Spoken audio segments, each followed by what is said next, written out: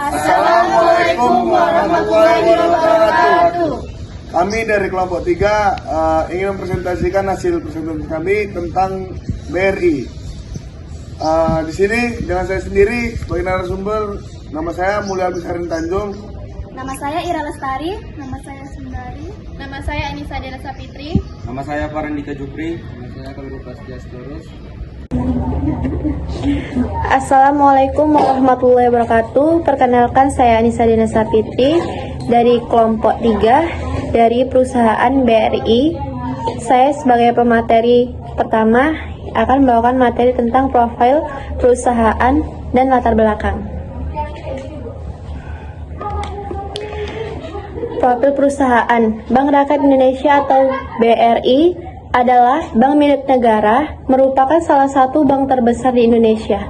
Bank Rakyat Indonesia atau BRI didirikan di Purwokerto di Jawa Tengah, didirikan oleh Raden B. Arya Wirja Atmaja pada tahun 1895, 16 Desember. Selanjutnya, latar belakang dari BRI. Latar belakang dari BRI yaitu Bank Rakyat Indonesia merupakan salah satu institusi perbankan tertua di Indonesia yang berdiri pada tahun 1895. Sebagai bank milik negara atau BUMN, BRI memiliki peran strategis dalam mendukung perekonomian nasional, khususnya dalam pemberdayaan sumber ekonomian mikro, kecil dan menengah atau UMKM. Dalam era digital ini, BRI bertransformasi menjawab tentang perusahaan untuk menjawab tentang perubahan perilaku konsumen dan perkembangan teknologi finansial. Nah, ini dia merupakan website dari BRI. Nah, di sini kita bisa melihat informasi dari BRI.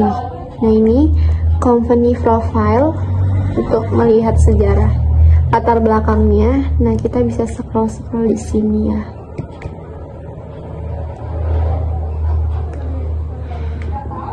Ini merupakan sejarah dari awal hingga kini. Baiklah, sekian dari saya. Materi selanjutnya akan dilanjutkan oleh teman saya. Terima kasih. Wassalamualaikum warahmatullahi wabarakatuh. Assalamualaikum warahmatullahi wabarakatuh. Perkenalkan, nama saya Ira Lestari, NIM 23220470. Di sini saya akan menjelaskan tentang visi dan misi BRI. Ini dia websitenya. Visi BRI yaitu mitra keuangan seumur hidup paling terpercaya untuk pertumbuhan berkelanjutan. Misinya yaitu menyediakan yang terbaik, melaksanakan praktik perbankan terbaik dengan prioritas melayani usaha mikro, kecil, dan menengah untuk mendukung perekonomian masyarakat, memberikan layanan yang prima, memberikan keunggulan optimal. Selanjutnya,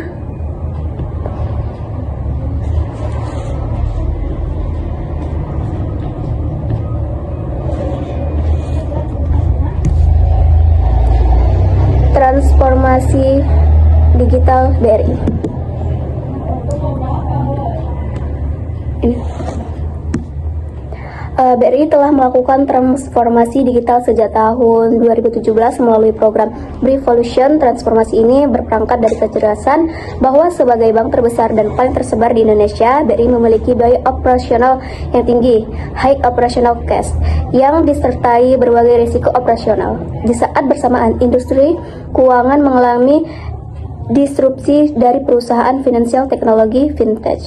BRI menerapkan konsep hybrid bank, yaitu bank yang menyediakan layanan konversial dan digital secara bersamaan. Saya Sundari akan melanjutkan penjelasan dari teman saya. Nah, di sini saya akan menjelaskan tentang manfaat BRI. Yang pertama itu mempermudah akses layanan keuangan bagi seluruh lapisan masyarakat, mendukung pembiayaan UMKM melalui KUR dan kredit lainnya, mendorong inklusi keuangan nasional melalui briling dan jaringan luas, mempermudah transaksi harian lewat ATM, BRIMO, dan layanan digital, menyalurkan dana dan program pemerintah seperti bansos dan subsidi, menciptakan lapangan kerja melalui kantor cabang dan agen briling, berperan besar dalam pertumbuhan ekonomi nasional. Assalamualaikum warahmatullahi wabarakatuh. Perkenalkan, saya Farandika Jupri. Di sini saya akan melanjutkan tentang tujuan Bank BRI. Yang pertama, memberikan layanan keuangan yang mudah diakses oleh seluruh masyarakat termasuk di desa dan daerah terpencil, mendukung dan memperkuat UMKM sebagai motor ekonomi rakyat. Yang kedua, meningkatkan inklusi keuangan nasional agar lebih banyak masyarakat masuk ke sistem perbankan, mendorong pertumbuhan ekonomi nasional melalui pembiayaan dan layanan perbankan. Yang terakhir, yang ketiga, menjadi bank yang sehat, kuat, dan berkelanjutan untuk meningkatkan nilai bagi nasabah, negara, dan pemegang saham, menghadirkan inovasi digital untuk mempermudah transaksi dan meningkatkan efisiensi layanan. Sekian penjelasan tujuan Bank BRI dari saya. Selanjutnya akan disampaikan oleh rekan saya. Nah, di sini saya akan melanjutkan tentang struktur perusahaan BRI. Nah, di sini ada rapat umum pemegang saham, RUPS, dan dewan komisaris. Nah, di bawah ini ada direksi. Nah, direksi ini ada BRI Unit dan kantor cabang, BRI Corporate, BRI Prioritas, BRI Internasional, BRI Microfinance Center, BRI Digital. Nah, di bawahnya ada anak perusahaan subsidiaries, yaitu BRI Agro, BRI Life, BRI Insurance, BRINS, Asuransi BRI. Nah, di bawahnya ada perusahaan asosiasi atau associates. Nah, di sini ada PPA, PNM, Pegadaian, dan PNM. Baiklah, di sini saya akan memperkenalkan diri saya terlebih dahulu. Perkenalkan, nama saya Hoirul Prastya Sitorus. Di sini saya akan menjelaskan tentang segmen bisnis. Jadi yang pertama itu segmen mikro, yaitu fokus pada pengusaha mikro dengan plafon kredit hingga 50 juta per Maret 2025. Yang kedua, segmen kredit kecil atau dan menengah, melayani usaha kecil dan menengah dengan plafon kredit 50 juta hingga 5 miliar. Yang ketiga, segmen konsumer, yaitu menyediakan kredit konsumtif seperti kredit pemilikan rumah atau KPR, kredit kendaraan bermotor, dan kredit multiguna. Yang keempat, segmen korporasi, melayani perusahaan besar dan korporasi dengan berbagai produk perbankan termasuk corporate banking. Baiklah, sekian dari saya. Assalamualaikum warahmatullahi wabarakatuh.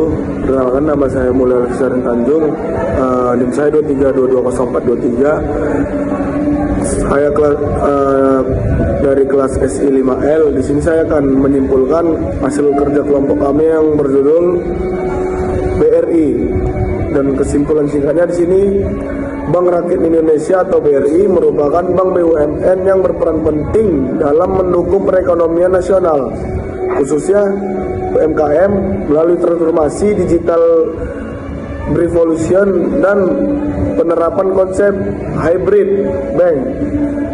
Dan BRI berhasil meningkatkan inklusi keuangan, efisiensi layanan, dan serta layanan saingan di era digital sekarang. Begitulah kesimpulan yang bisa saya berikan. Lebih dan kurangnya saya mohon maaf. Wabillahi taufiq wal hidayah. Assalamualaikum warahmatullahi wabarakatuh. Baik,